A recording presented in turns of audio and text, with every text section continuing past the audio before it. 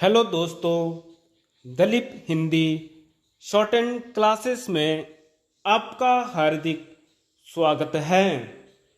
दोस्तों, आज की डिक्टेशन दैनिक जागरण की संपादकीय डिक्टेशन है। डिक्टेशन की गति 80 शब्द प्रति मिनट होगी। डिक्टेशन स्टार्ट करते हैं 5 सेकंड बाद।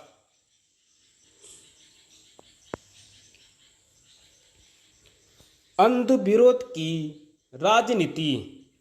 एक देश एक चुनाव पर विपक्ष और विशेष रूप से कांग्रेस नेताओं की प्रतिक्रिया चकित करने वाली है। एक ओर कांग्रेस महासचिव के.सी. वेणुगोपाल यह कह रहे हैं कि हम किसी भी चीज के लिए तैयार हैं, और दूसरी ओर उनके पास इस प्रश्न का उत्तर नहीं कि आखिर लोकसभा में कांग्रेस के नेता अधीर रंजन चौधरी ने एक देश एक चुनाव पर गठित समिति से अपना नाम वापस क्यों लिया। एक अन्य कांग्रेस नेता जयराम रमेश यह कह रहे हैं कि इसके लिए आम सहमति बनानी होगी, लेकिन पता नहीं क्यों वह यह भूल जा रहे हैं कि यह तो तब संभव होगा जब कांग्रेस उक्त समिति को अपने सुझाव देगी। यह अजीब है कि कांग्रेस की ओर से ऐसा करने के स्थान पर यह कहा जा रहा है कि एक देश एक चुनाव की पहल संघीय ढांचे पर अमला है। यह बात जयराम रमेश ने भी कही और राहुल गांधी ने भी। यह मानने के अच्छे भले कारण है कि अपने शीर्ष नेताओं के नकारात्मक रवैये के कारण ही अधीर रंजन चौधरी ने उक्त समिति में शामिल होने से इनकार किया। ध्यान रहे कि इस 8 सदस्यीय समिति में उनका नाम तभी शामिल किया गया था जब इसके लिए उन्होंने अपनी सहमति दे दी थी।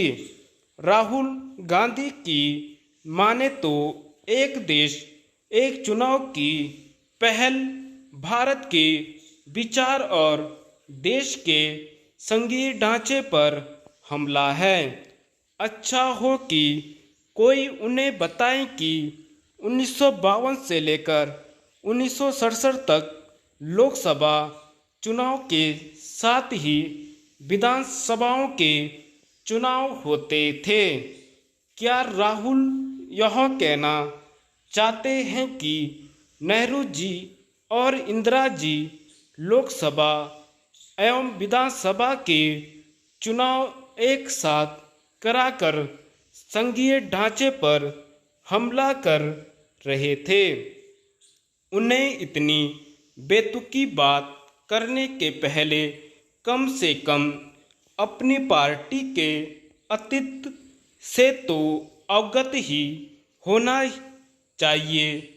वास्तव में एक देश एक चुनाव की पहल पर राहुल का विचित्र वक्तव्य अंध विरोध की राजनीति का ही परिचायक है। लगता है उन्होंने यह ठान लिया है कि मोदी सरकार को न तो कोई रचनात्मक सहयोग देना है और न ही सकारात्मक राजनीति की राह पर चलना है। इससे इनकार नहीं कि एक देश एक चुनाव के लक्ष्य को पाने के लिए व्यापक विचार विमर्श के साथ संवैधानिक प्राविधानों में परिवर्तन की प्रक्रिया से गुजरना होगा, लेकिन जनहित और देश हित में यह काम किया जाना चाहिए। कांग्रेस समेत जो विपक्षी नेता एक देश एक चुनाव को जटिल मसला बता रहे हैं, उन्हें इससे परिचित होना चाहिए कि जीएसटी कानून का निर्माण भी एक जटिल प्रक्रिया थी। यदि जटिल समझे जाने वाले जीएसटी कानून पर आम सहमति बन सकती है, तो एक देश एक चुनाव पर क्यों नहीं बन सकती?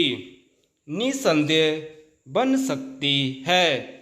यदि विपक्षी दल नकारात्मकता का परित्याग करें और यह समझे कि एक साथ चुनाव कराने से समय के साथ संसाधनों की भी बचत होगी और इसका लाभ जनता के साथ उन्हें भी मिलेगा। धन्यवाद।